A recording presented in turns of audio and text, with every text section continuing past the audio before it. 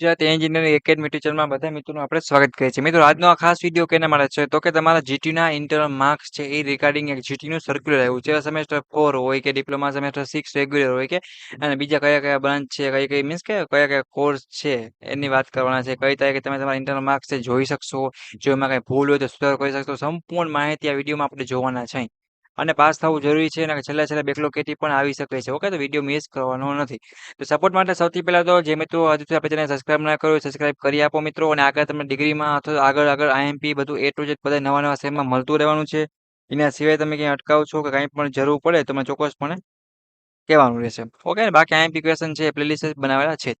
હવે આપણે વાત કરશી તમારા જીટીયુના ઇન્ટરનલ માર્ક્સ. અહીંયા જો સૌથી પહેલા આપણે ડિપ્લોમા સેમેસ્ટર 4 અને વગેરે બીજા કોર્સના આપ્યા છે ને એની જ એક પહેલા આપણે વાત કરી લઈએ. જો સૌથી પહેલા તો તમને એક બોક્સ આપ્યું છે ઇન્ટ્રોડક્શન રિગાર્ડિંગ ઓનલાઈન એમઆઈવી માર્ક્સ એટલે અથવા મીડ એમ ઇન્ટરનલ એટલે આઈ અને વાયવા એટલે વી માર્ક્સ એન્ટ્રી સમર 2000 એક્ઝામિનેશન 26 છે ની વાત કરી છે.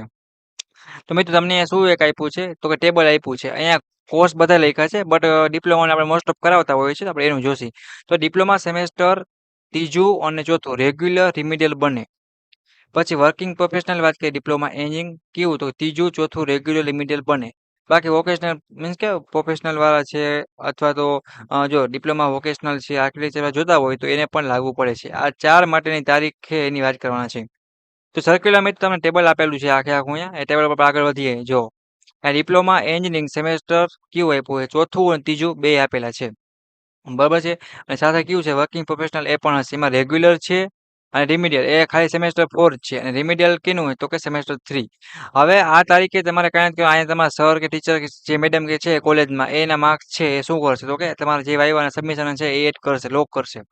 અને આ તારીખ છે ડ્યુરેશન ટુ વ્યૂ મીડ એટલે મીડ ઇન્ટરનલ માર્ક્સ સ્ટુડન્ટ એટલે આ તારીખે તમે તમારા માર્ક્સ છે એ જોઈ શકશો. મેન કે માનો કે ડિપ્લોમા સેમેસ્ટર 4 નો રેગ્યુલર વિદ્યાર્થી હોય તો 6 મહિનાની 6 તારીખે માર્ક્સ જોવાના છે.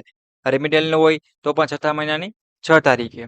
અને ક્યાં સુધી જોઈ શકશે તો કે 6 થી લઈને 7 તારીખે આ 2 કે 3 દિવસ છે માર્ક્સ જોઈ શકશે. રેમિડિયલ છે રેગ્યુલર છે અને કાંઈ એમાં ભૂલ હોય કંઈ ક્વેરી દેખાય તો 8 તારીખ 9 તારીખ ને 10 તારીખ આ 3 દિવસની અંદર માર્ક્સ છે એ સુધારો કરવા પોતાને કોલેજે જવાનું રહેશે.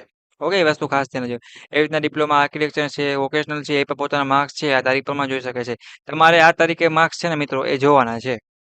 સિમ્પલ તમે શોર્ટમાં કહું ને ભૂલ દેખાય તો જ તમારે આ તારીખે કોલેજ જઈને આટલી તારીખમાં સુધારો કરવાનો છે. આ તારીખ આપણા સર માટે છે આપણા માટે છે નહીં.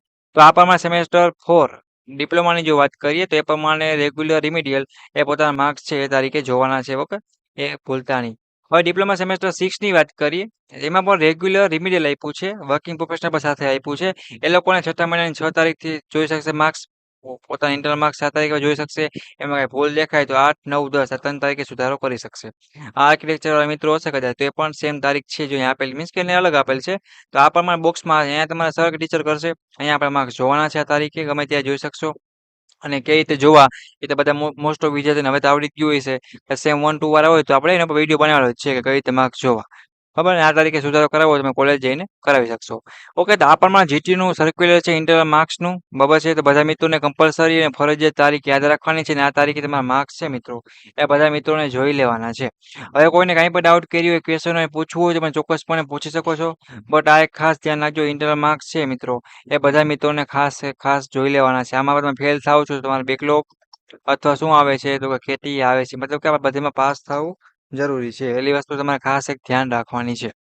હું વાત કરી રહ્યો છું ડિપ્લોમા સેમેસ્ટર અહીંયા તમને રેગ્યુલરમાં 4 અને 6 તો છે જ એની સાથે રિમિડિયલ પણ મિત્રો આવી જાય છે. તો એ વસ્તુ પર ખાસ એક ધ્યાન રાખજો. જો અહીંયા લખેલું જ છે બરાબર છે એટલે તમે મિસ કરતા નહીં. આ તારીખે ખાસ જોઈ લેવાનું છે. અને ડિપ્લોમા સેમેસ્ટર 3 4 એ રેગ્યુલર રિમિડિયલ બંને છે અને વર્કિંગ પ્રોફેશનલ પણ સાથે છે. તો એ વસ્તુ ખાસ ધ્યાન રાખજો. ઓકે, જીટીયુની આવી નવી અપડેટ અને ઇન્ફોર્મેશન મેળવવા માટે આપણી YouTube channel Gujarati engineering academy channel subscribe કરો.